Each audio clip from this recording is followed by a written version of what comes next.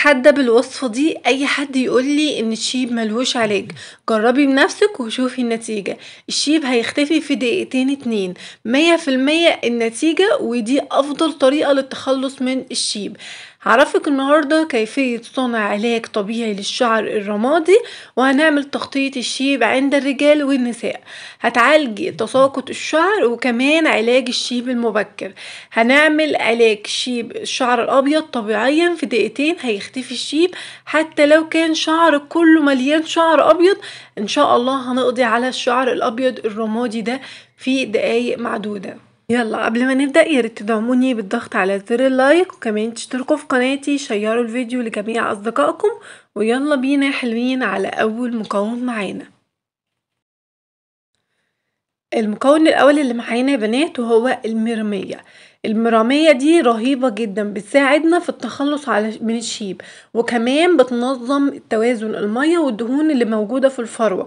ده غير انها اصلا بتقضي على القشرة، وكمان بتزود سمك الشعر للناس البنات اللي هم شعرهم ضعيف جدا.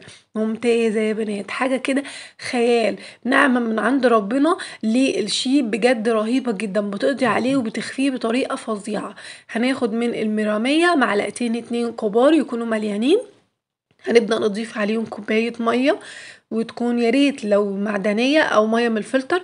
هناخدهم على النار لمدة 5 دقايق كاملين لحد ما يغلوا كويس بالشكل اللي انتوا شايفينه. هبدأ اغطيهم واسيبهم اقل مدة ساعة، وبعد كده هنبدأ هنصفيها في قطعة من القماش علشان المية اللي احنا هناخدها من المرامية تكون مية صافية نقدر نحطها على شعرنا.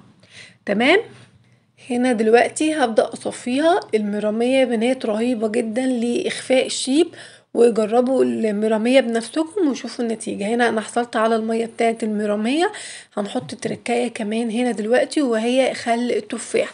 خل التفاح فظيع يا بنات، ضروري جدا لنمو الشعر، وكمان بيعطي للشعر كثافة ونعومة فظيعة جدا.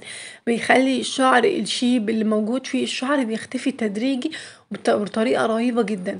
هنبدأ ناخد من خل التفاح ده معلقة صغيرة. لو على الكمية دي، لو هتزودوا الكمية حطوا معلقتين اتنين.